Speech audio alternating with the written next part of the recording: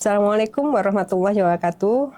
Kembali kita hadir di rubrik seputar Megapolitan, merekam realitas, menjaga identitas.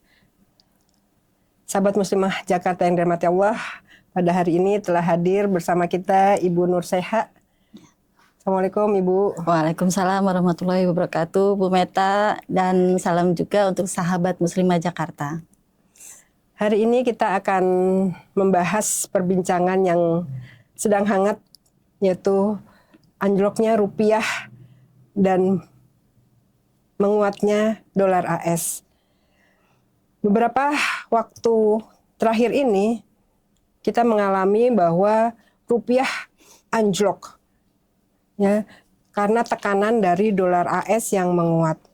Tapi di satu sisi kenyataan itu ditanggapi oleh Presiden Prabowo dengan mengatakan bahwa orang desa tidak menggunakan dolar. Gitu.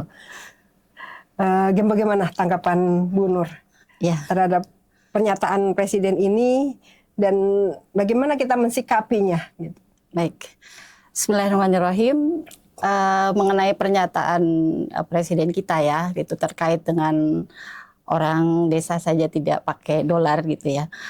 Sebetulnya sih benar gitu ya, kalau kita berbicara bahwa orang desa tidak pakai dolar ya memang iya. Jangankan orang desa ya, orang kota juga pun ketika bertransaksi tidak menggunakan dolar gitu. Betul.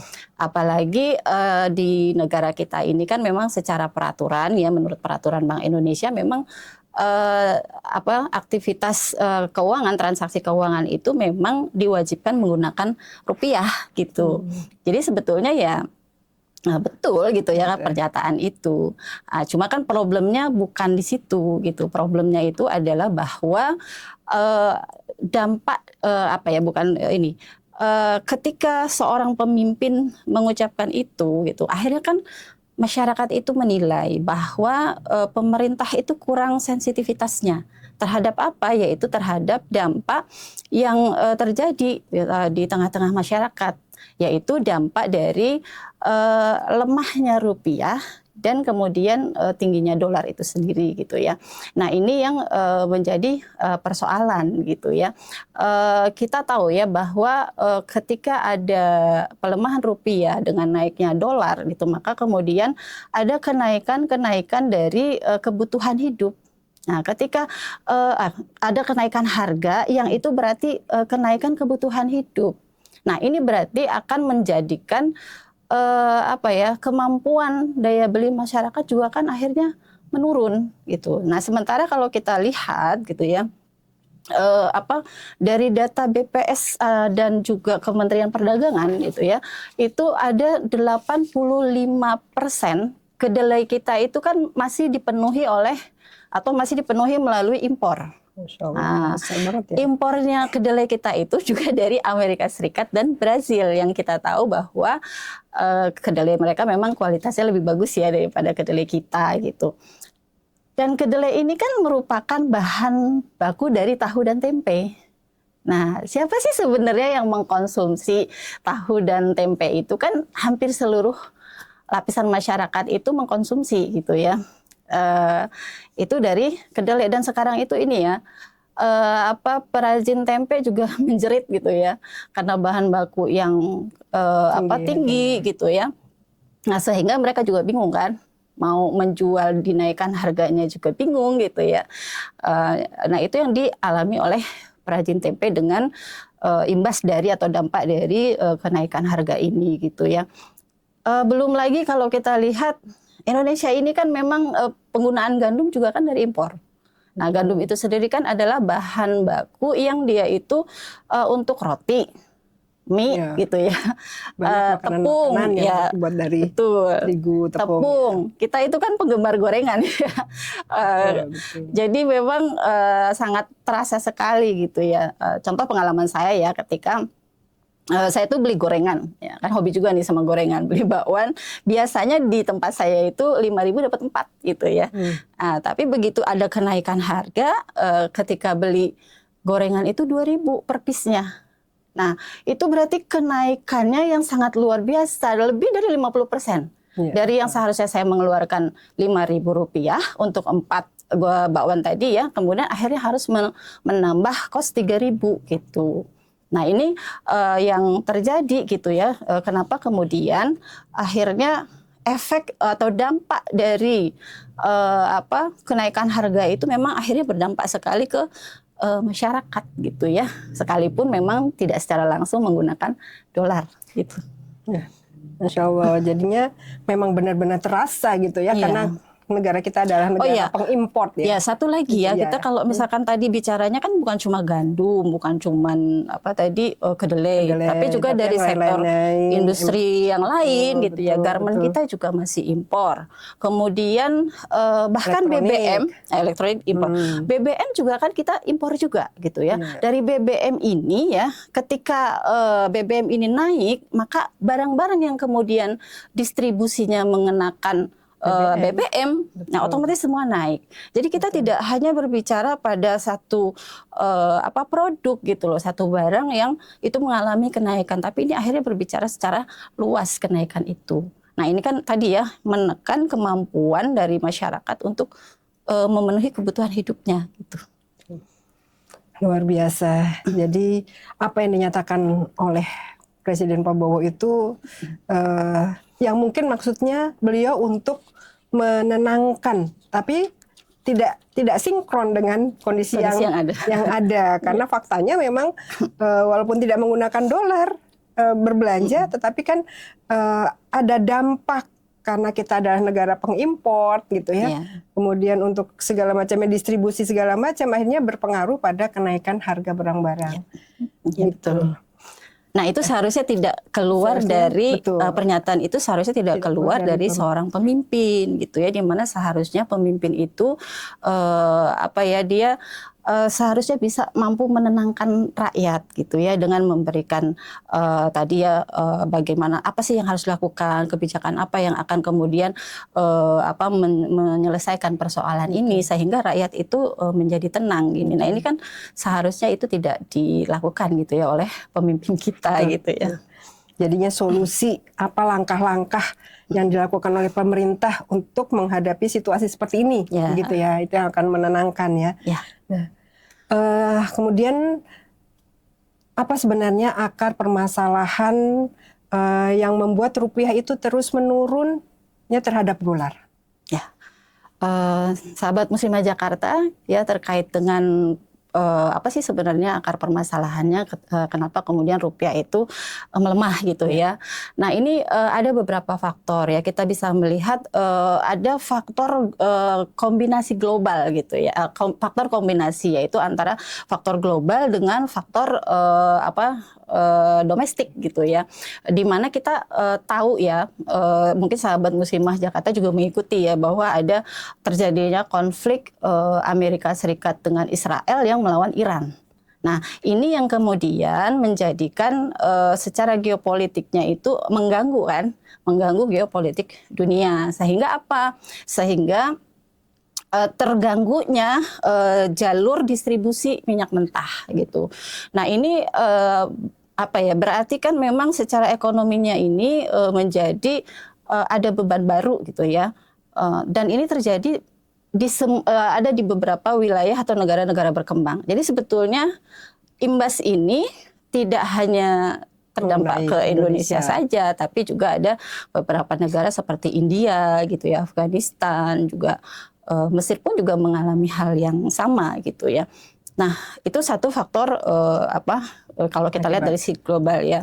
Tapi kemudian faktor domestiknya juga, kita seperti kita tahu ya, ada anggaran yang besar ya untuk menopang program-program seperti MBG gitu ya, yang kita tahu dananya itu luar biasa 335T gitu ya. Juga ada juga Koperasi Merah Putih gitu kan, itu juga sehingga membuat adanya tekanan anggaran APBN kita gitu ya. Nah, selain itu ada juga ketergantungan kita terhadap fiat money ya, di mana nanti di situ di dalam sistem fiat money ini uang itu tidak hanya dijadikan sebagai alat tukar, tetapi dia uang itu menjadi alat komoditas gitu. Nah, sehingga nilainya sendiri tidak sesuai dengan intrinstiknya gitu. Nah, ini juga menjadi satu faktor melemahnya rupiah. Karena apa? Karena memang kita itu kan akhirnya bergantung kepada kebijakan global dan bank sentral. Nah, itu. Nah, kemudian yang ketiga bahwa ekonomi kita juga tidak bersandarkan kepada sektor real gitu. Jadi lebih banyak ekonomi kita itu bermain di sektor-sektor non real atau yang kita tahu dengan pasar keuangan gitu. Gitu, Ibu. Ya. Jadi persoalannya sebenarnya bukan hanya sekedar fluktuasi sesaat gitu ya, melainkan berkaitan dengan sistem ekonomi yang sekarang diterapkan ya. Betul. Sistem ekonomi kapitalis ya, yang menggunakan fiat money sebagai sistem keuangannya, ya, ditambah lagi faktor-faktor sistem tadi ada konflik dan yang lainnya. Insyaallah. Ya, jika ini kondisinya memang karena penerapan sistem ekonomi kapitalis yang akan membuahkan hal-hal semacam itu ya, artinya fluktuasinya nilai tukar ya, rupiah apapun yang lainnya.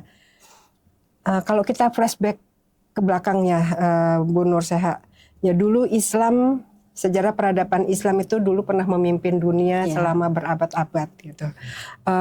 Apakah ketika masa itu ya Islam pernah mengalami kondisi ekonomi yang seperti sekarang ini? Ya. Sebelum bicara ke kondisi yang sama ya gitu, kita mungkin akan melihat dari sisi gimana sih dalam sistem Islam itu apakah pernah mengalami satu kondisi krisis ekonomi gitu ya. Kalau kita lihat di masa itu gitu ya, memang pernah ada satu peristiwa di mana kenaikan harga itu begitu luar biasa gitu ya, sehingga kalau naik harga kemudian masyarakat ingin memenuhi kebutuhannya itu kan juga sulit gitu ya. Nah, tapi itu terjadi dikarenakan memang faktor alam gitu ya, faktor alam di mana pada saat itu terjadi satu kemarau ekstrim yang panjang ya, sehingga tidak turun hujan, menyebabkan tanah juga kering gitu, bahkan sampai menghitam ya, otomatis tumbuhan juga mati gitu ya, hewan-hewan juga mati gitu. Nah, sehingga membuat rakyatnya di wilayah itu kelaparan gitu ya, kelaparan yang sangat luar biasa gitu. Nah, itu terjadi karena memang faktor alam ya. Nah, tapi ini kita bisa lihat ya nanti perbedaan bagaimana kemudian seorang pemimpin di masa sekarang dengan pemimpin pada saat itu, yaitu Umar bin Khattab gitu ya. Di mana beliau akhirnya untuk menangani krisis yang seperti itu, beliau itu langsung memaksimalkan dana negara ya, kas di Baitul Mal itu semua untuk kepentingan tadi ya, menyelesaikan persoalan itu. Kemudian juga beliau memberlakukan hidup sederhana. Jadi nggak mau beliau tuh makan samin yang mahal, sekalipun beliau seorang pemimpin gitu ya. Dan juga beliau itu kemudian memerintahkan wilayah-wilayah yang tidak terkena cuaca ekstrim tadi untuk memberikan bantuan ke wilayah itu. Nah, sehingga apa yang terjadi, negara itu mudah untuk menyelesaikan persoalan krisis ekonomi itu. Dengan kehadiran seorang pemimpin yang dia juga menjadi teladan, dia juga betul-betul bertanggung jawab. Nah, ini kan sikap tanggung jawab ya. Berbeda yang tadi dengan pernyataannya justru bukan menenangkan, tapi malah justru membuat rakyat menjadi gelisah gitu, kecewa gitu. Jadi kalau kemudian ditanyakan apakah pernah terjadi persoalan yang sama gitu ya terkait dengan melemahnya mata uang, ya itu tidak pernah terjadi, tidak kita temukan. Kenapa? Karena memang pada saat itu negara itu sistem keuangannya itu berbasis dinar dan dirham, yang itu adalah anti inflasi itu. Ya. Jadi kok bisa dikatakan anti inflasi, berarti inflasi itu tidak pernah terjadi di masa peradaban Sistem Islam itu. Islam, iya. Masya Allah. Jadi pemimpin yang memberikan teladan yang baik kepada rakyatnya, artinya bukan hanya rakyatnya disuruh mengencangkan ikat pinggang, tetapi pemimpinnya bebas gitu ya, tapi pemimpinnya duluan gitu ya, yang memberikan contoh. Maka itu kalau yang seperti itu pasti kita akan mudah ya untuk mengikuti ya, karena memang pemimpinnya mencontohkan sehingga kita mudah untuk mengikutinya. Pelajaran penting yang bisa kita ambil di sini bahwa pemerintahan Islam dengan ekonominya yang menjadikan dinar dan dirham sebagai mata uang ya yang stabil itu akan mampu menjaga stabilitas ekonomi gitu ya. Bagaimana kalau kita lanjutkan kemudian bagaimana mekanisme dalam sistem ekonomi Islam untuk mencegah terjadinya inflasi gitu. Kalau tadi dikatakan bahwa tidak mungkin terjadi inflasi, bagaimana caranya supaya inflasi itu tidak akan terjadi memang dalam sistem ekonomi Islam, gimana ininya, mekanismenya gitu ya.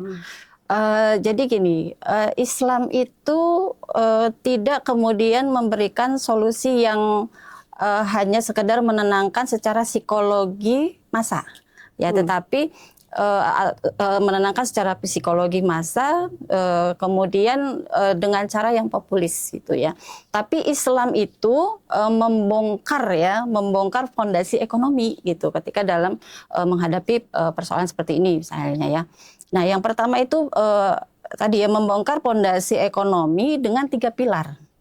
Ya, pilar pertama itu adalah bagaimana ekonomi itu berbasis kepada dinar dan dirham. Ya, kita ketahui ya bahwa dinar dan dirham ini adalah mata uang yang sifatnya memang tetap gitu ya, dia tidak goyah gitu dalam kondisi apapun gitu ya. Yang keunggulannya dia ada di nilai intrinstiknya ya, karena yang dia memang punya harga gitu ya. Punya harga. Nah, mungkin kan akan berbeda ketika kita menggunakan sistem fiat money ya. Katakanlah kita punya 1 lembar uang kertas 100.000 nominalnya gitu kan. Nah, ketika disobek menjadi 2 bagian kan nilainya juga nggak ada gitu ya. Nah, berbeda dengan ketika penggunaan tadi mata uang itu berbasis dinar atau dirham. Katakanlah 1 dinar itu kita punya 1 koin itu 1 dinar. Ketika koin itu dihancurkan, entah menjadi 2 keping, 3 keping atau berapapun, itu kan kepingan-kepingan itu sendiri tetap memiliki nilai. Nah, sehingga kalau misalkan kita lihat ya, contoh yang dekat nih, kita baru aja habis merayakan Idul Adha ya Bu ya, gitu. Ketika masa Rasulullah dulu, Rasulullah pernah memerintahkan kepada Urwah dengan memberikannya 1 dinar itu untuk dibelikan 1 ekor kambing gitu. Nah, kemudian Urwah dengan kepintarannya ya, kelihayannya dalam berjual beli, dia sampai dari 1 dinar itu bisa membeli 2 ekor kambing. Nah, sehingga ketika dia punya 2 ekor, dia jual 1 ekor dengan 1 dinar, dan ketika menghadap Rasulullah itu dia membawa 1 ekor kambing dan 1 dinar gitu ya. Nah, berarti di sini menunjukkan harga kambing pada saat itu antara 1/2 dinar atau 1 dinar. Nah, kalau dirupiahkan bisa 3 atau bisa sampai 9-10 jutaan gitu ya. Kalau untuk dikonversikan ke hari ini mungkin. Kemarin berapa Bu? Beli untuk kurban 1 ekor kambing gitu ya. Itu kan bisa 3 jutaan tadi kan ya. Atau yang mungkin yang premium mungkin yang kambingnya itu bisa lebih gitu ya. Nah, itu kan harga itu berarti stabil gitu ya ketika kita menggunakan mata uang berbasis dinar dan dirham. Nah, itu.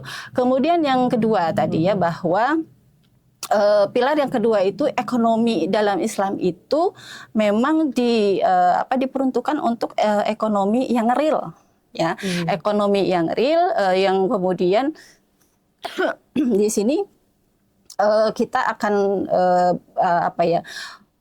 uang itu akan beredar gitu ya untuk perdagangan-perdagangan yang real. Ya, sehingga tadi kalau kita lihat misalkan UMKM juga jadi bertumbuh gitu ya, produktivitas juga jalan gitu. Nah, bukan kepada ekonomi yang non real gitu, di mana di sistem ini gitu ya, yang bermain adalah di pasar falas. gitu ya. Nah itu yang berbedanya gitu ya dengan sistem Islam. Ya, jadi memang sistem Islam itu bergeraknya di ekonomi sektor real gitu ya, di mana sebetulnya kan dalam Islam itu ketika dalam berusaha gitu ya, itu tidak hanya bertujuan semata-mata untuk keuntungan gitu ya, tapi mengupayakan untuk terwujudnya keadilan masyarakat dan kesejahteraan gitu ya, di mana nanti bahwa di dalam sistem Islam inilah yang kemudian nanti mencegah praktek-praktek riba gitu, kemudian ada monopoli, penimbunan harta, yang aktivitas-aktivitas inilah yang kemudian dilarang ya di dalam Al-Qur'an, utamanya di Quran surat Al-Hasr ayat 7 di mana Allah itu melarang agar ya harta-harta itu tidak berputar di tengah orang-orang kaya saja gitu. Nah, ini yang menjadikan tadi ya bahwa di dalam sistem Islam itu memang akhirnya ekonomi itu terjaga. Masya Allah, pembicaraan yang sangat mencerahkan. Ya. Jadi anjloknya rupiah dan menguatnya dolar itu bukan hanya sekedar fluktuatif dari kurs saja, tapi berkaitan dengan penerapan sistem ekonomi yang dalam Islam itu ditopang oleh penggunaan dinar dirham yang mata uang yang memiliki nilai intrinsik gitu ya, sehingga bisa menjadikan kondisi ekonomi itu menjadi stabil dan kesejahteraan yang diharapkan oleh seluruh manusia yang hidup itu bisa diwujudkan. Masya Allah. Mungkin pembicaraan hari ini kita cukupkan. Sebelum kita akhiri, saya minta kepada Ibu Nurseha untuk memberikan closing statement. Baik, sahabat Muslimah Jakarta, bagaimana kemudian seharusnya kalau terkait dengan tadi persoalan inflasi gitu ya, ketika kita bicara naiknya dolar, kemudian melemahnya rupiah gitu, seharusnya kita berpikir ulang gitu ya, bahwa persoalan ini memang bukan persoalan baru gitu ya, permasalahan yang memang berulang dan pasti akan berulang selama sistem yang diterapkan itu adalah sistem kapitalisme gitu ya, yang dimana di sistem ini kan siapa yang punya uang, siapa yang punya modal, maka dia yang bisa berkuasa gitu, bisa mengatur, bahkan bisa hidup gitu ya, ya sesuai lah dengan namanya, yaitu kapital ya, yang memiliki modal gitu. Karena itu jika kita ingin merubah keadaan ini yang mungkin bukan hanya persoalan inflasi ya, bukan hanya persoalan ekonomi. Hari ini kita banyak menemukan persoalan-persoalan lain yang kalau bahasa saya itu persoalan itu semakin bertumbuh dan berkembang gitu. Nah, ketika kita ingin berubah dari kondisi ini, maka suka tidak suka, mau tidak mau, kita harus mengembalikannya kepada sistem yang sahih, yaitu sistem Islam. Sistem Islam yang sahih, yang datang dari yang maha benar gitu ya, yang dengan seperangkat aturannya, dengan aturan-aturan yang adil gitu ya, yang tadi bisa mensejahterakan seluruh umat manusia gitu. Wallahu a'lam bishawab. Terima kasih Bu Nurseha atas ilmu dan penjelasannya.